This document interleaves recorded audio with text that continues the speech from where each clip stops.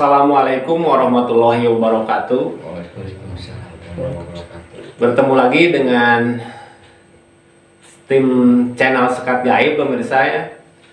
Kali ini kita akan melanjutkan bahasan dari video sebelumnya, yaitu ciri orang yang memiliki khodam dan cara mendapatkannya menurut Islam. Di sini sudah hadir Bang Gaib. Iya. Gimana, sehat Bang Gaib? Alhamdulillah sehat. Sehat ya, alhamdulillah. Dan di sebelah kanannya ada Bang Iwong. Sehat Bang Iwong? Alhamdulillah sehat. Alhamdulillah sehat ya. Dari hasil video kemarin pemirsa ya, dari uploadan video kemarin, gini Bang, banyak orang yang menanyakan, ada yang komen, Bang gimana saya bisa melihat khodam saya, terus ada yang macam-macam lagi gitu. Ya tentu saja itu nggak bisa dijawab secara langsung Bang ya, Iya. karena ada banyak pertanyaan-pertanyaan seperti itu. Nah, bagi Bang Gaib sendiri, ada nggak cara untuk mengetahui ada tidaknya khodam dalam seseorang gitu Bang, supaya orang-orang yang nonton video kemarin Iya. itu bisa mendeteksi bahwa dirinya ada khodam atau tidak, apalagi orang-orang yang merasa dirinya punya khodam gitu ya. Nah, bisa nggak Abang jelaskan bagaimana cara mengetahui seseorang itu mempunyai khodam secara sendiri-sendiri gitu Bang? Bisa mengetahui bahwa dirinya punya khodam, atau untuk memanggil khodamnya sendiri gitu Bang? Bisa nggak Bang dijelaskan? Mungkin masalah khodam ya. Iya. Masalah khodam yang dari tubuh kita itu bisa dipanggil sama diri kita sendiri gitu. Oh bisa ya? Bisa. Contohnya seperti misalnya orang itu mempunyai khodam kan, Iya. mempunyai khodam dengan sendiri. Gimana sih cara memanggilnya khodam kita sendiri supaya kita bisa merasakan atau melihatnya secara langsung gitu? Secara langsung oh, ya. Oh, ya. Mungkin langkah pertama dari Bang Gaib itu berwudu ya. Oh, harus berwudu. Berwudu dulu, membersihkan dulu hadas kecil Iya. dan hadas besar juga. Terus kita sholat hajat ya. Sholat hajat. Sholat hajat 2 rakaat perlu saya. Sholat hajat 2 rakaat. Terus kita tawasul. Tawasul. Tawasulan kepada Kanjeng Rasul Nabi Muhammad, Ya. kepada sahabatnya, kepada malaikat, dan kepada wali-wali semua. Ya. Ya mungkin setelah itu kita baca kalimah yang pernah kita didawamkan atau ditirakatkan gitu. Kalimah yang mana yang pernah didawamkan atau ditirakatkan menurut ajaran dari gurunya gitu ya, ajaran dari gurunya gitu. Jadi tetap pemirsa saya, dari pembahasan video yang kemarin, untuk mengetahui ada tidaknya khodam tuh harus ada gurunya gitu. Terus gini Bang, cara memanggilnya tuh gimana Bang? Cara memanggilnya sudah beres bertasbih Ya. dan tawasul, Ya. kita memohon kepada Yang Maha Kuasa, ya Allah, tolonglah lihatkan atau rasakan dalam tubuh kita khodam yang ada di tubuh kita. Ya. Dengan niat itu insya Allah itu pasti ada keluarlah dari dalam tubuh kita, entah itu unsurnya dari cahaya Ya. gitu, entah itu dari unsurnya berbentuk kadang-kadang sesepuh kita gitu, seperti itu.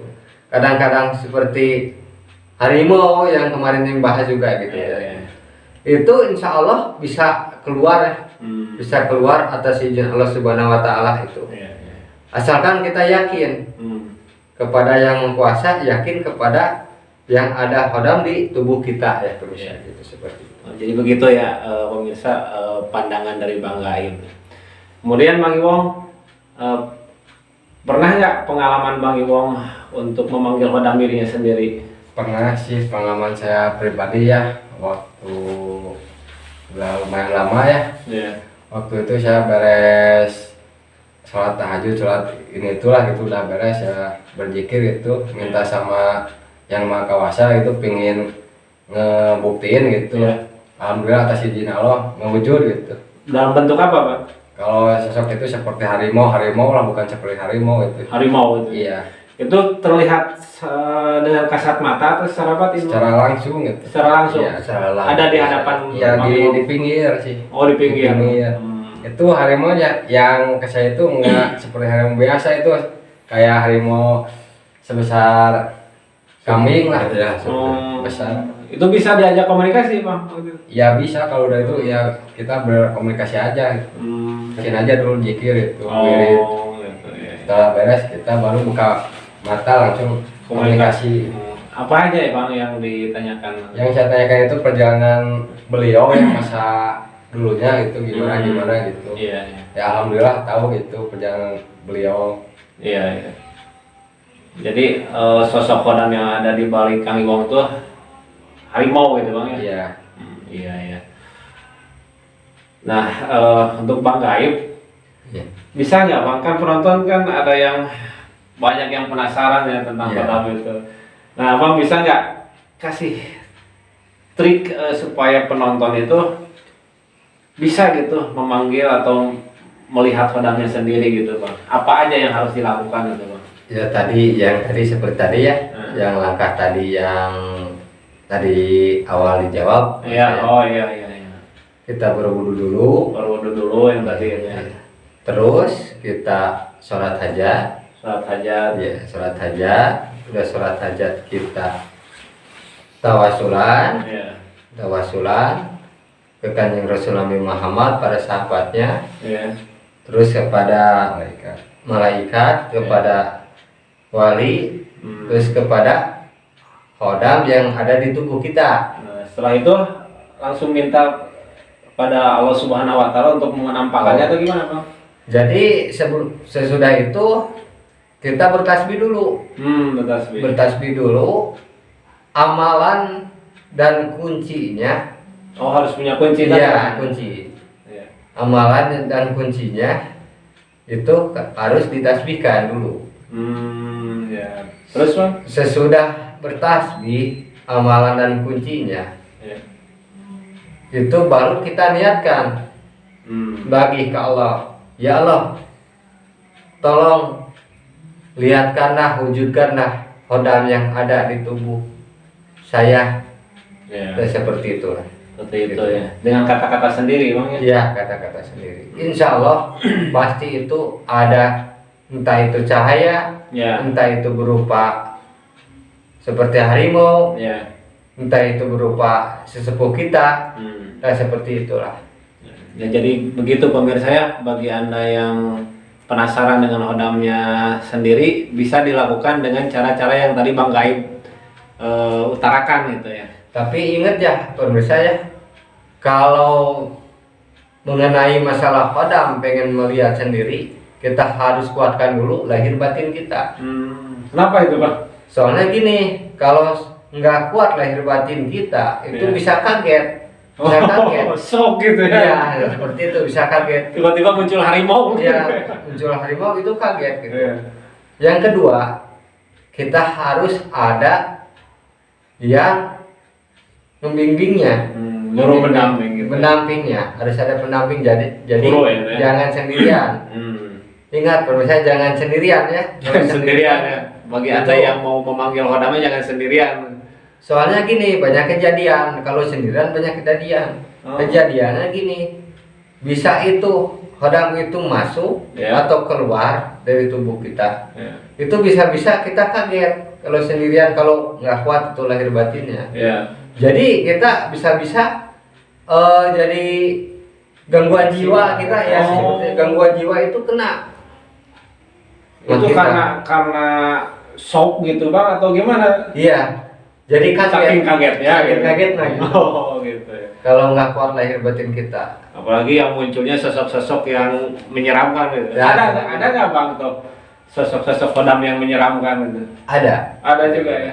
Kadang-kadang ya hodam itu kan berupa-rupa. Hmm. Ada hodam yang disebut yang negatif, Ya.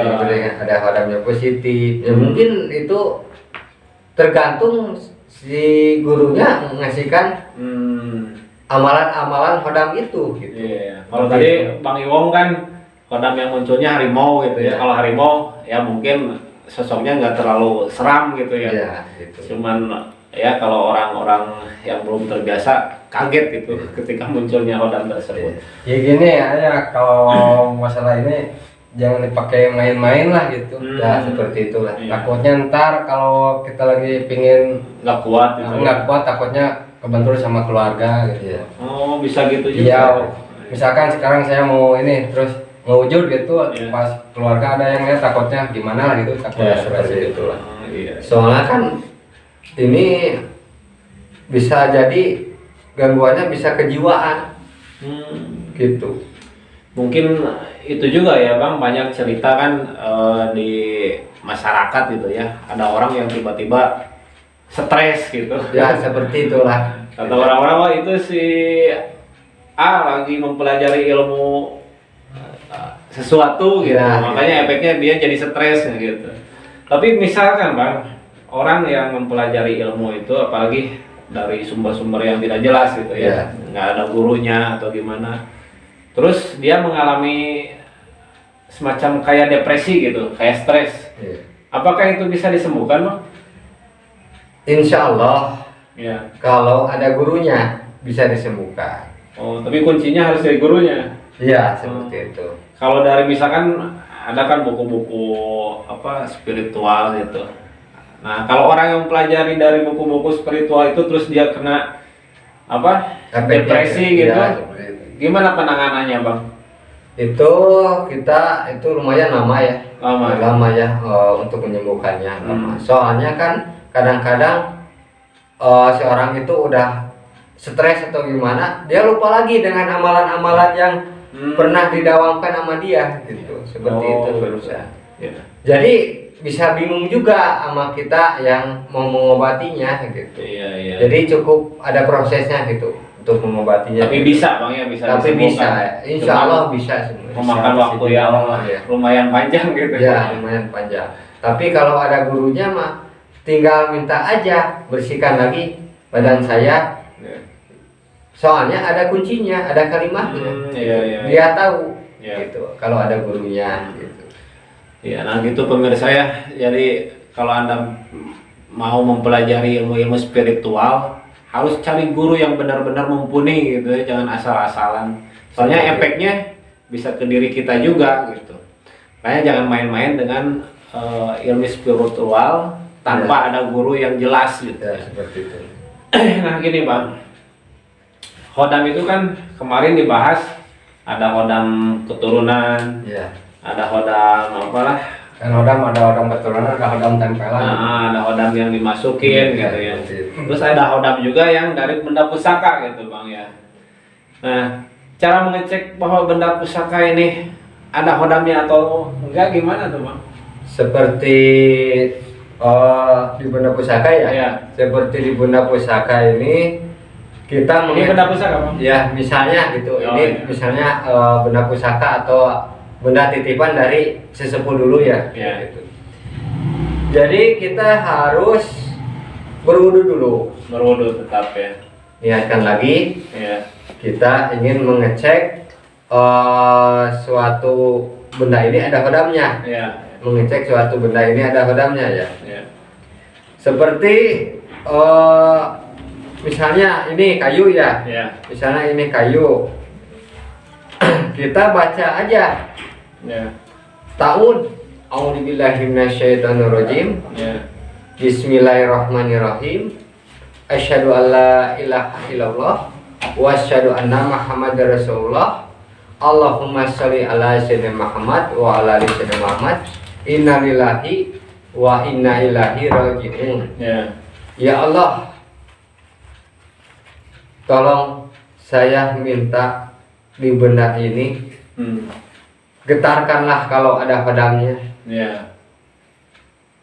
Getarkanlah kalau ada padamnya kepada lahir kita. Itu otomatis insya Allah ada penuh saya. Getaran.